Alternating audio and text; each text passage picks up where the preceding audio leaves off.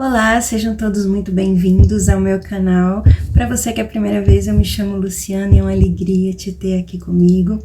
Aqui eu trago sempre vídeos para edificar a sua vida e te ajudar a colocar a palavra em prática no seu dia a dia. Para você que já me acompanha, meu muito obrigado por você estar sempre acompanhando os vídeos, curtindo, assistindo até o final, comentando, compartilhando com os amigos. Você tem nos ajudado muito o canal a crescer e que mais pessoas sejam alcançadas. E como eu falei no vídeo da semana passada, hoje nós vamos estar falando sobre o fruto do Espírito e as obras da carne. Você sabe quais são? Como caminhar neles? Para que eles servem? Eu acredito que você já saiba que quando a gente nasce de novo, a gente passa a viver pelo Espírito, a gente passa a caminhar no Espírito, nosso Espírito passa a ser recriado. Paulo nos diz que aquele que se une ao Senhor passa a ser um só Espírito com Ele. O próprio Jesus nos diz que Deus é Espírito e importa que os seus adoradores o adorem em Espírito. Mas ainda assim, com o Espírito recriado, regenerado, após ter nascido de novo, a gente ainda habita num corpo. E o nosso espírito com o nosso corpo vivem em uma guerra constante entre si, um militando contra o outro, porque são opostos entre si. E vai vencer aquele que você alimentar mais. E essa decisão é nossa e não de Deus. Portanto, nós só conseguiremos gerar os frutos do Espírito a partir do momento em que caminharmos com o Espírito Santo e nos enchermos da presença dele. Nos vídeos anteriores, eu tenho falado muito sobre essa questão do Espírito Santo, quem é o Espírito Santo, como se encher da presença dele, como não entristecer o Espírito Santo. São vídeos importantíssimos para você estar assistindo. Eu vou deixar a playlist deles aqui na descrição do vídeo, então quando eu terminar aqui, passa lá e confere, vai ser muito edificante para a sua vida, porque nós não temos como gerar frutos pelo Espírito se nós não nos enchermos dele. Eu trouxe aqui para vocês um livro de cabeceira que eu tenho aqui comigo, que eu estou lendo hoje, esses últimos dias, e tem uma frase que eu marquei aqui para ler para vocês, muito linda. O livro é Bom Dia Espírito Santo, do Benny Hinn. Acredito que você já deva conhecer, se não, compre, leia, vale a pena.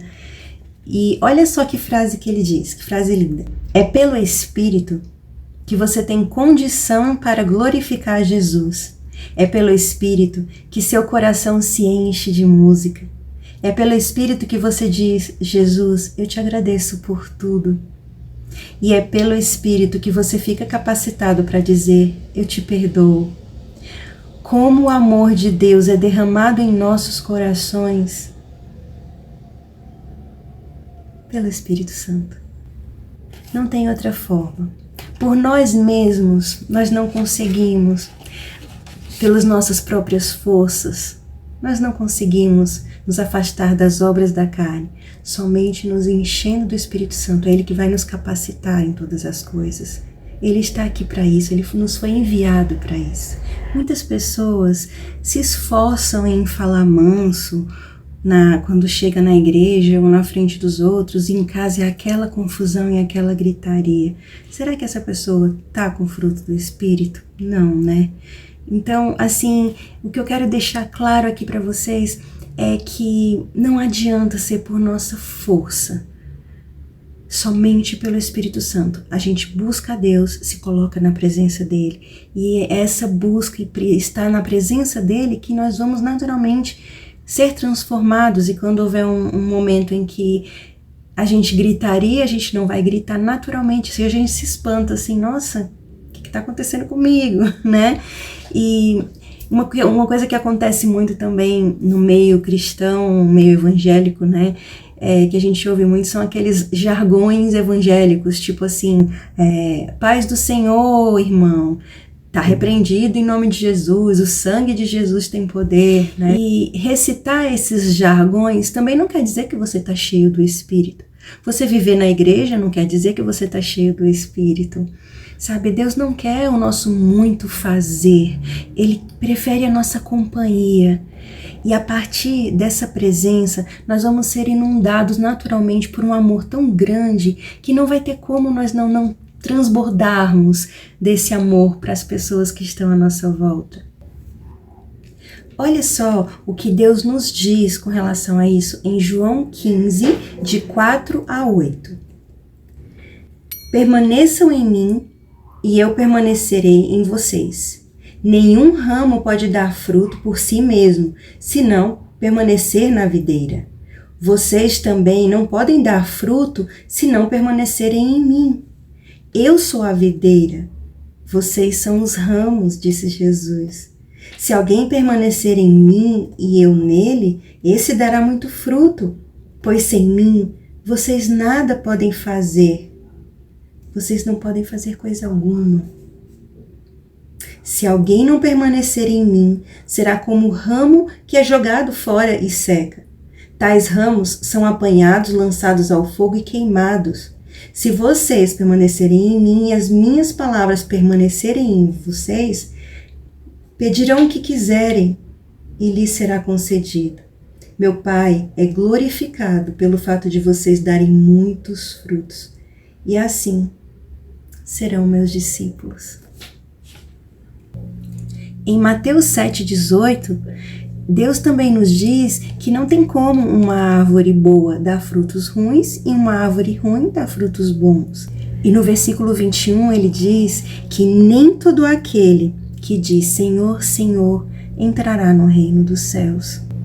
Portanto, se nós sabemos que a árvore se conhece pelo seu fruto, eu quero te perguntar hoje, qual fruto você está gerando na sua vida?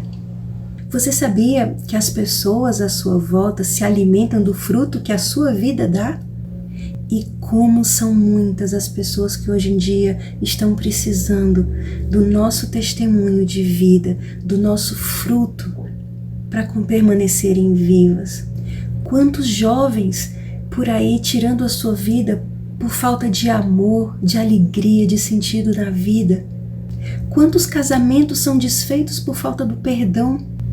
E o que dizer de tantas mulheres e crianças que são espancadas por pais, muitas vezes que chegam em casa alcoolizados porque não encontram sentido na vida e vivem de qualquer jeito, se jogando em drogas, em bebidas e descontam em quem está à sua volta.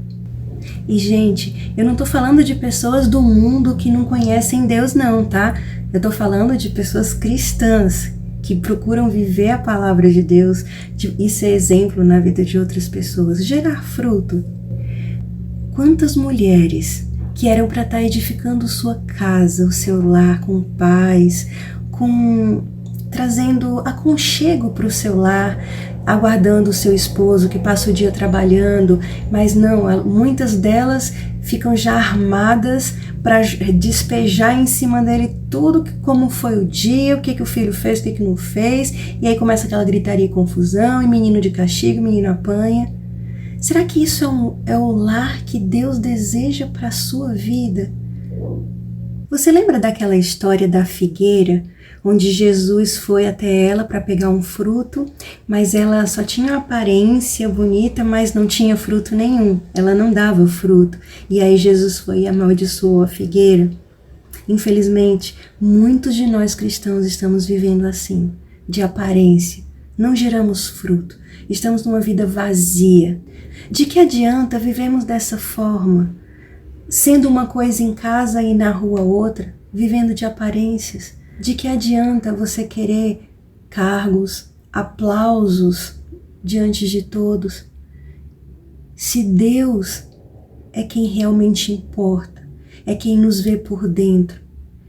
Se o nosso maior objetivo como cristão é estar diante de Deus por toda a vida na eternidade. Mas se continuarmos assim, quando chegarmos lá, Ele vai nos dizer, eu não te conheço.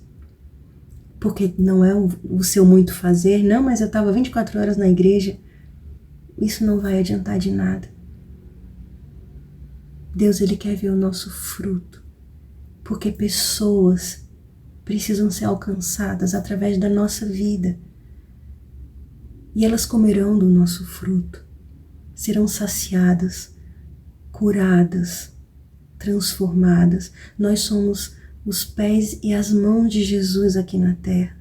Se não for assim, o nosso cristianismo é vazio e em vão. Antes de finalizar, eu deixei a parte principal para o final, que é um versículo aqui que Deus retrata exatamente sobre as obras da carne e o fruto do Espírito, que eu vou estar lendo aqui para você. Olha só o que Deus diz. Ora, as obras da carne são manifestas: imoralidade sexual, impureza, libertinagem, idolatria e feitiçaria, ódio, discórdia, ciúmes, ira, egoísmo, dissensões, facções, inveja, embriaguez, orgias e coisas semelhantes. Eu os advirto como antes já os adverti.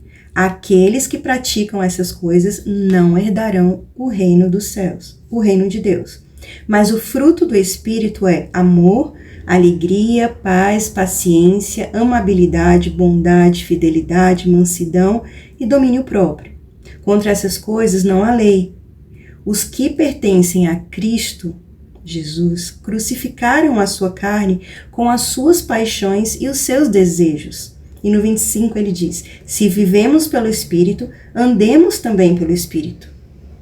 Não sejamos presunçosos, provocando uns aos outros e tendo inveja uns dos outros. Eu não posso deixar de finalizar esse vídeo sem te dizer algo que está no meu coração. Não adianta. Nós queremos nos iludir, achando que se a gente ficar em cima do muro, nós seremos salvos, porque nós não seremos. Nós precisamos decidir em que lado nós queremos ficar. Você que é crente e fala mal, por exemplo, dos católicos ou de outra religião que cultuam imagens, mas e você que idolatra seu pastor, por exemplo, ou usa de pornografia? Porque não existe para Deus pecadinho e pecadão. Idolatria não é só idolatrar imagens. Idolatria é tudo que a gente coloca acima de Deus. E isso pode ser qualquer tipo de coisa, vícios, comida, qualquer tipo de coisa que você, o seu próprio tempo, internet, que você tira as coisas de Deus e coloca na frente. Isso é idolatria. Idolatria é bem abrangente.